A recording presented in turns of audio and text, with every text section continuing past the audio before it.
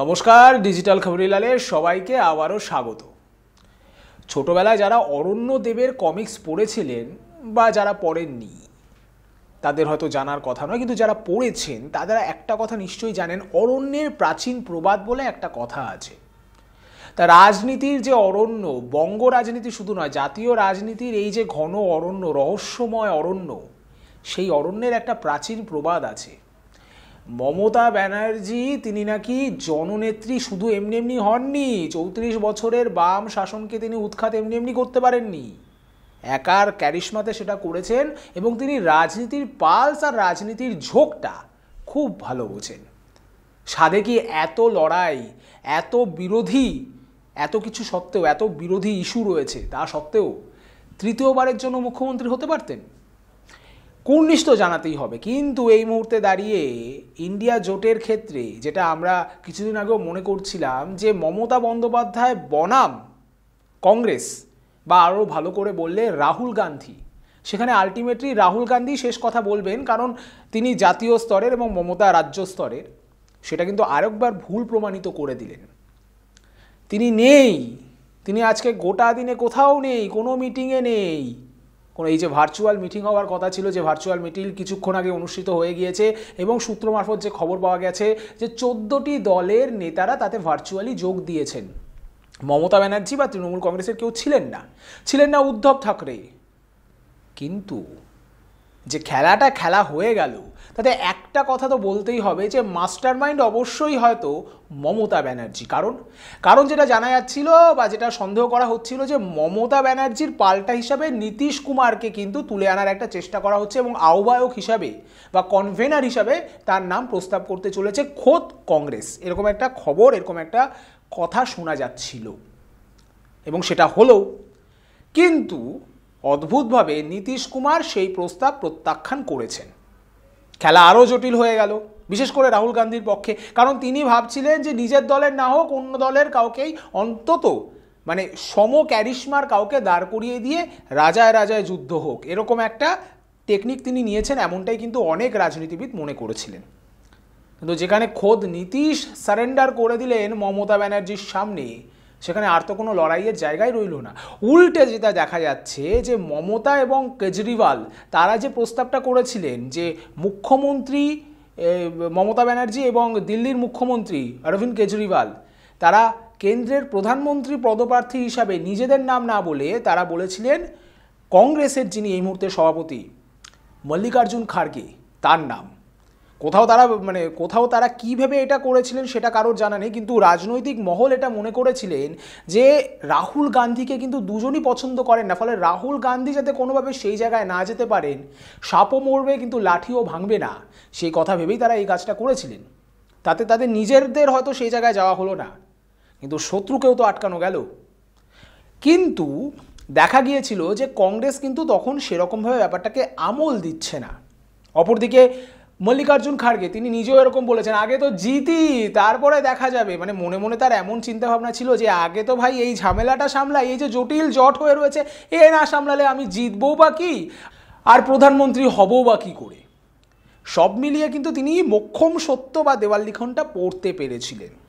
কিন্তু অবশেষে দেখা যাচ্ছে যে মমতা ব্যানার্জির সেই কথাটাকেই কিন্তু মান্যতা দিতে এক প্রকার বাধ্যই হচ্ছে রাহুল ব্রিগেড। আমরা সবাই জানি যে রাহুল গান্ধীর সঙ্গে মমতা গান্ধীর সেরকমভাবে বনিবনা নেই যতটা বনিবনা আছে সোনিয়া গান্ধীর সঙ্গে। 2014 সেই স্মৃতি কিন্তু অনেকের মনে উজ্জ্বল, যেখানে দেখা গিয়েছিল পার্ক সার্কাসের ময়দানে সিপিআইএমের বুদ্ধদেব ভট্টাচার্য এবং কংগ্রেসের তরফ থেকে রাহুল গান্ধী এক মঞ্চে দাঁড়িয়ে রয়েছেন, জোটের ঘোষণা করছেন এবং একটা বড় সড়ো মালা দুজনের গলায় একসাথে। মমতা ব্যানার্জিরও নিশ্চয়ই মনে আছে সেই দৃশ্য, আর সেটা তিনি ভোলেননি হয়তো, তাই কোথাও না কোথাও গিয়ে রাহুল গান্ধীকে নেতা বলে মেনে নিতে তার কোথাও গিয়ে একটু অস্বস্তি হয়েছে।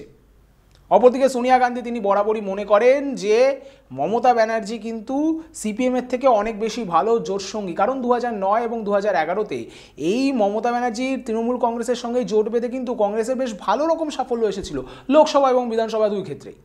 ফলে সব মিলিয়ে কিন্তু দেখা গেল যে রাহুলের সাথে সেই বনিবনাটা হচ্ছে না, ফলে রাহুলকে আটকানোর আপ্রাণ চেষ্টা করছেন মমতা ব্যানার্জি, এটা অনেক রাজনৈতিক মহল এবং মমতা ব্যানার্জির নিন্দুকরা বলে থাকেন।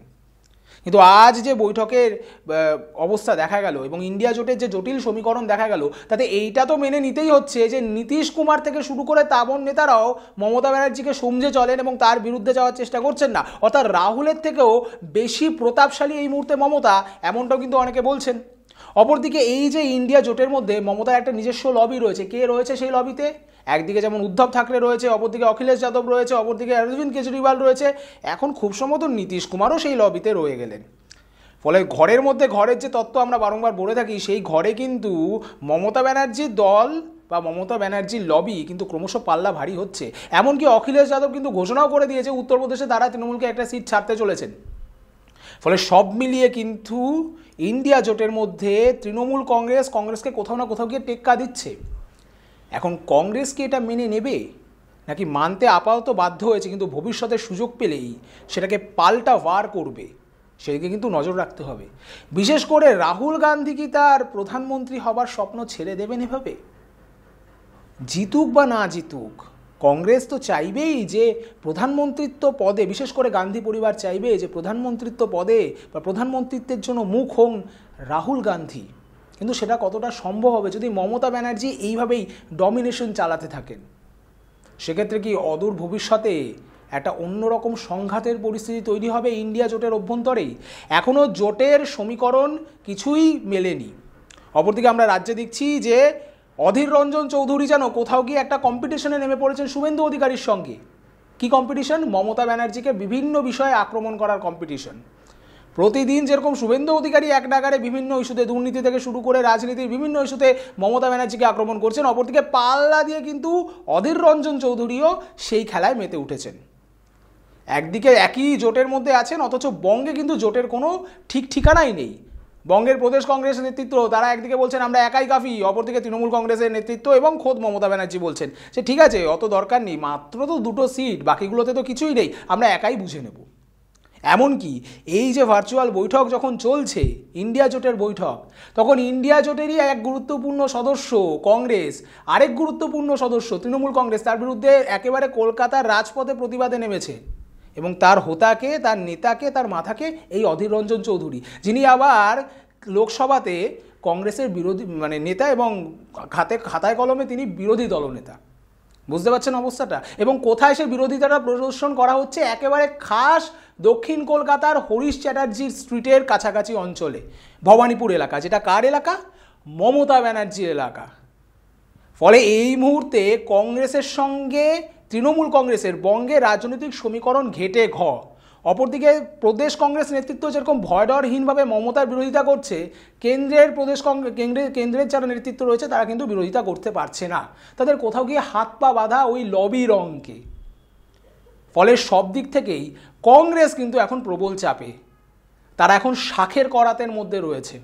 ধরি মাছ না ছুঁই পানির মতো অবস্থা করে মমতা ব্যানার্জি দেওয়া 31শে ডিসেম্বরে যে আলটিমেটাম সিট শেয়ারিংয়ের, সেটা তারা পার করে এসেছে এবং জানুয়ারির প্রায় 15 দিনের কাছাকাছি অতিবাহিত হয়ে গিয়েছে। কিন্তু তারপরেও এই ব্যাপারে কোনো সমাধান সূত্র নেই। আদৌ এই জোটের, ইন্ডিয়া জোটের এই জটিল জটের সমাধান হবে কি না তা কেউই বলতে পারছে না। আর এই পরিস্থিতিতে দাঁড়িয়ে ইন্ডিয়া জোটের কি অবস্থা হয়, কেন্দ্রের বিজেপি সরকার এই জোটের জটিল সমীকরণ থেকে নিজেদের কি রাজনৈতিক সুবিধা নিতে পারে, সব দিকেই আমাদের নজর থাকবে। আর আপনাদের নজর থাকুক ডিজিটাল খবরিলালের পর্দায়। মমতা ব্যানার্জি কি ইন্ডিয়া শাসন করতে পারবেন নাকি পারবেন না, এ বিষয়ে আপনাদের কি মতামত আমাদেরকে জানান। আর আপনাদের নজর যেরকম আছে থাকুক সবসময় আমাদের সঙ্গে, কারণ আমরা ডিজিটাল খবরিলাল আর আমাদের একটাই লক্ষ্য, খবর আপনাদের, নজর আমাদের। ডিজিটাল খবরিলাল, খবর আপনাদের, নজর আমাদের।